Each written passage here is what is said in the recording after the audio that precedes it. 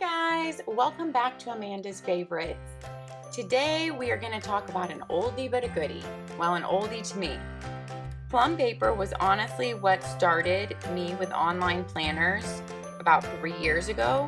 Until then, I had honestly just used Target planners and didn't, do too much extensive looking or searching. I had used Mary Engelbright planners, which I loved. And that is all in my planning history video if you want to know about my planning history. But getting into the more boutique-like online planners, Plum paper was my first one, and that was 3 years ago. This is my third Plum paper planner. And I wanted to redo my video on Plum paper because it is one of my most watched videos, and people love Plum paper. It's a really affordable option that is similar to ERIN CONDREN, and so I want to highlight it again. Now, I do have a whole review video that is comparing Plum paper to ERIN CONDREN. If you want to see that one, I will try to remember to link that below if you're interested in that. But this is just going to be about Plum paper and really all the options they offer and what I love about it. Okay, I will start by one of the things I love is the smaller spiral. Okay, we all know ERIN CONDREN has a big, thick spiral, and I understand that allows for stickers, but it's overly big to me for her 12-month. I talk about that in my comparison video too.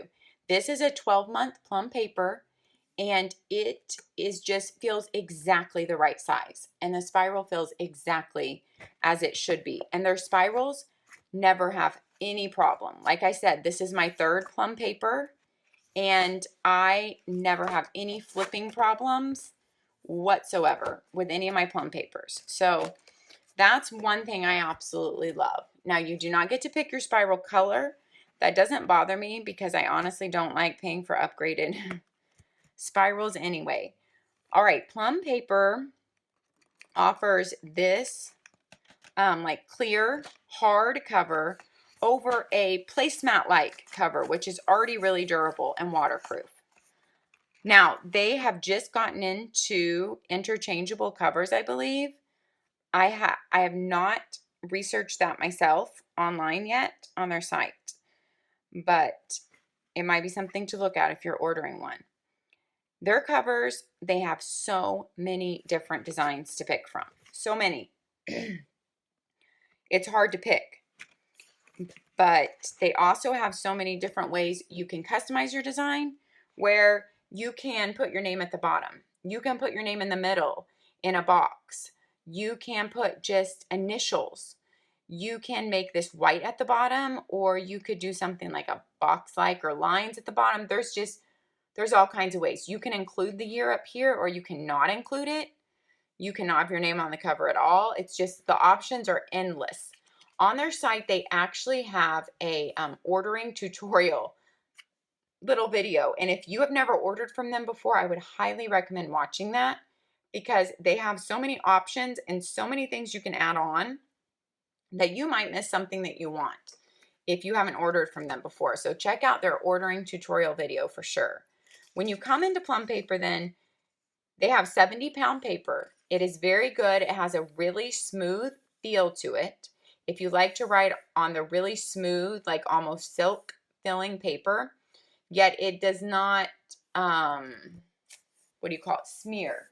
It does not have a smearing problem. Because you would think sometimes with smooth papers they do. Mine have never. All right. This is started in 2017 because Plum paper, you get to choose whatever month you start your planner in.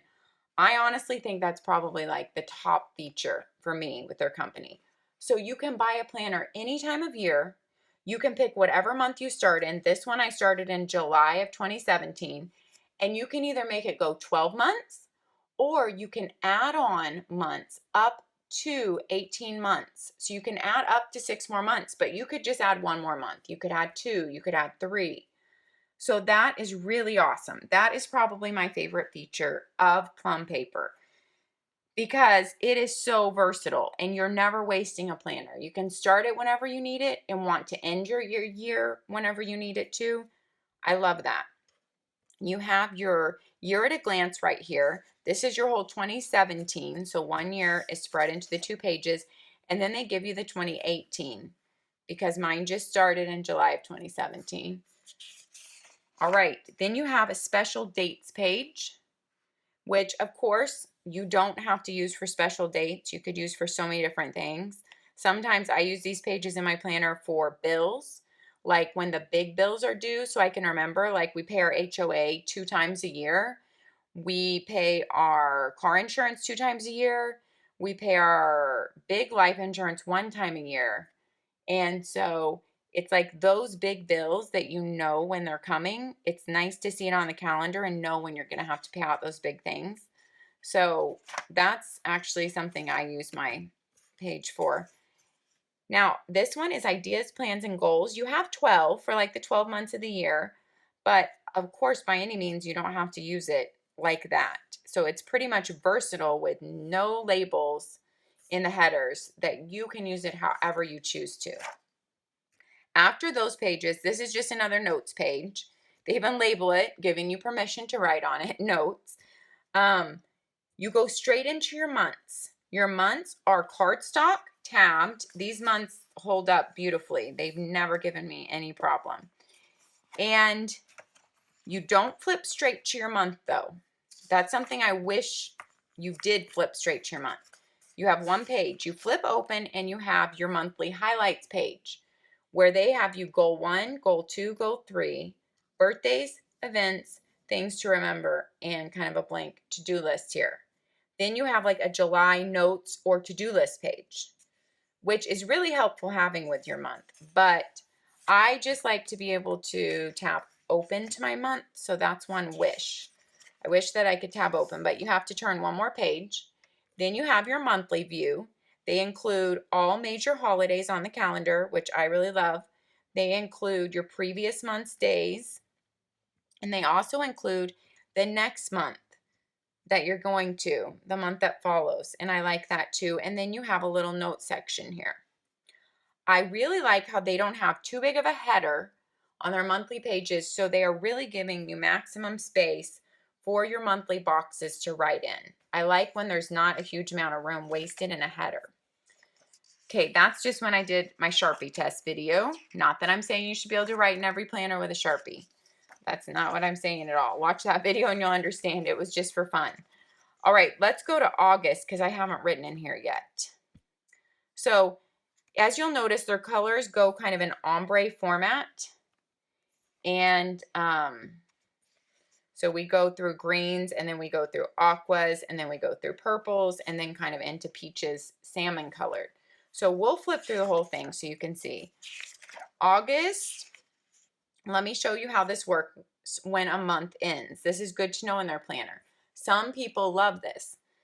Some people it could confuse, so you need to know about it. When July ends, it ends on a Monday. So they are giving you the rest of that week, but they are graying it out. Then if you flip to here, you have the exact same week. The exact same week that's here, but you only have the Monday grayed out because that was July. And you have your August highlighted in the August color.